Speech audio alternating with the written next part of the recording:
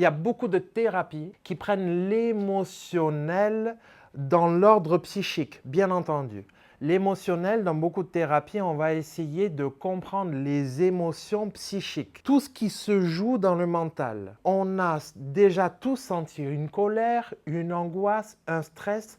Donc, quelque part, c'est palpable. On l'a déjà senti dans notre environnement, dans notre psyché. On a déjà également senti que notre émotion psychique pouvait avoir un impact sur le corps. Des colères émotionnelles peuvent créer des palpitations au cœur. Un stress peut créer une somatisation, donc une création de douleur en bas du dos, par exemple. Une angoisse peut créer des problèmes digestifs. Donc, si cet état émotionnel psychique, on l'a déjà rencontré. Donc, dans l'académie, dans la MEGC, on a ce premier niveau émotionnel psychique. Mais les émotions dans l'académie, on va essayer de les interpréter autrement. On sait qu'elles sont psychiques, mais avant d'être psychiques, mentales, psychologiques, elles ont été créées. Quelque chose qui va s'agiter, qui va générer une action.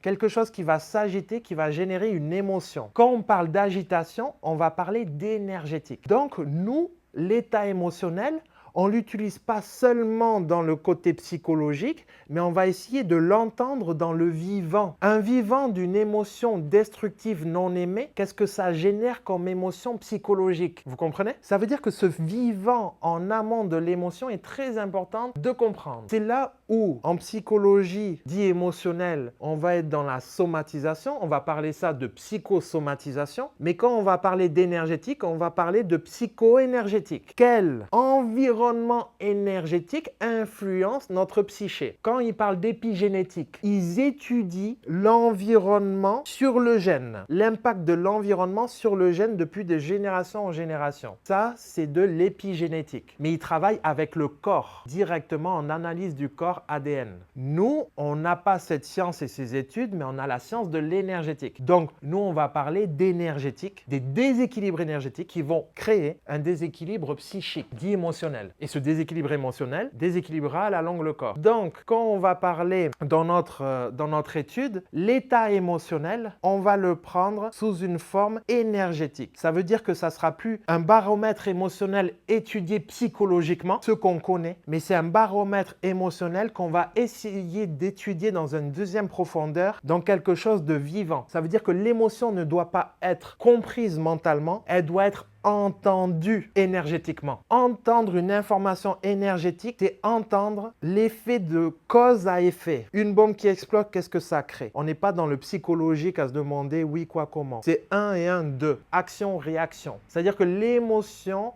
il faudra faire attention de ne pas s'enfermer dans l'émotionnel psychologique, à vouloir comprendre ou être reconnu par l'émotionnel, mais entendre l'énergétique et le mouvement, la vie. Et c'est pour ça que moi, dans l'étude que je donne en formation, l'émotionnel, je vais plus l'axer dans un émotionnel énergétique. Donc, bien entendu, ceux qui apprennent les états émotionnels psychologiquement n'auront pas du tout la même compréhension que l'état émotionnel énergétiquement. Donc, dans l'énergétique, qu'est-ce qu'on y met nous? On va écouter les 5 éléments qui peuvent être étudiés psychologiquement d'une manière d'étude. On est juste après le code du vivant. Comment on entend l'organe bouger, vibrer, parcourir, avancer, évoluer. Comment on va l'entendre, plutôt le comprendre. C'est là où c'est très important. Dans la sphère énergétique, on va devoir entendre les choses plus que de les comprendre. Essayer de mettre des mots là-dessus. Ce qu'on a vu et le danger qu'il peut y avoir quand on est dans le côté psychologique, ce qui peut être intéressant dans un temps, mais qui peut être où il faut faire attention dans un autre temps, c'est que le côté psychologique, c'est là où ça va être très, très, très important. C'est où est-ce qu'encore une fois, on va ramener l'information. Les 3 premières sphères, on est dans le domaine physique, le corps. Celle-ci, on le sait, on est dans le domaine psychologique, psychique.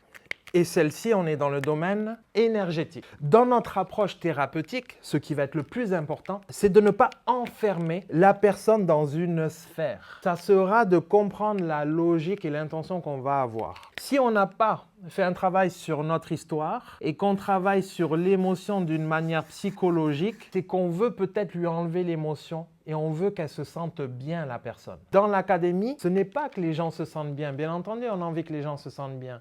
Mais dans l'académie, c'est plus comment tu vas pouvoir maîtriser ton véhicule pour que tu te sentes bien dans ton véhicule. La sensation du bien-être, c'est de l'émotionnel. Et quand on est dans la sensation de bien-être et on est dans un état émotionnel, on alimente quelque chose. Pourquoi? Parce qu'on vient de quelque part, donc d'une base physique, génétique, comportementale. Cette base comportementale, on rappelle qu'on ne l'a pas acceptée, qu'on ne l'a pas entendue. Donc le physique, on va s'en éloigner. Le comportement de papa-maman, on va s'en éloigner pour aller dans une sphère psychologique émotionnelle.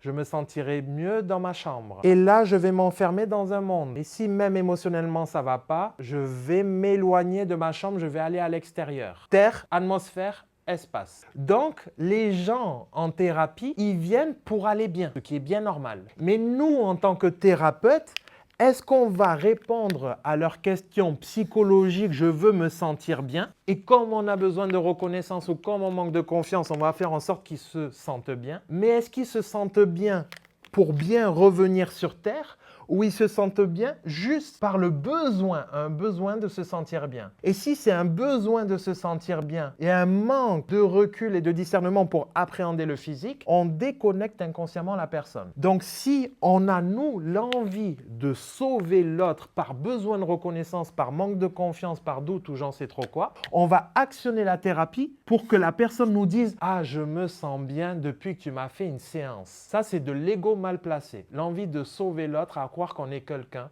ou à vouloir être quelqu'un. Ce n'est pas bon. C'est alimenter des émotions, alimenter un besoin de reconnaissance. Si c'est dans le besoin de se sentir bien, il faut savoir que vous pouvez amener la personne à se déconnecter de sa réalité. L'idée est que, bien entendu, il faut que la personne se sente bien. Oui, mais pour que ça lui permette de mieux par la suite se sentir bien sur Terre, dans notre physique, dans le comportement de papa-maman. De bien se sentir ne veut pas dire que je saurais me mettre à côté de mon père et de ma mère. Donc l'idée dans notre intention thérapeutique dans l'académie, c'est vraiment ça. C'est ne pas interpréter les émotions psychologiquement pour amener la personne juste un bien-être, mais d'appréhender les émotions psychologiquement et énergétiquement pour les amener à re-rencontrer correctement le vivant sur Terre, dans le concret, dans la rationalité. Rien n'est mauvais, mais il ne faut juste pas s'enfermer dans chaque zone. Même si on s'enferme que dans cette zone-là, on aura du mal à prendre du recul. Si on s'enferme dans cette zone-là, on aura du mal à rencontrer notre vie. Donc, c'est pouvoir faire une globalité de tout ça. Donc ça, c'était juste un résumé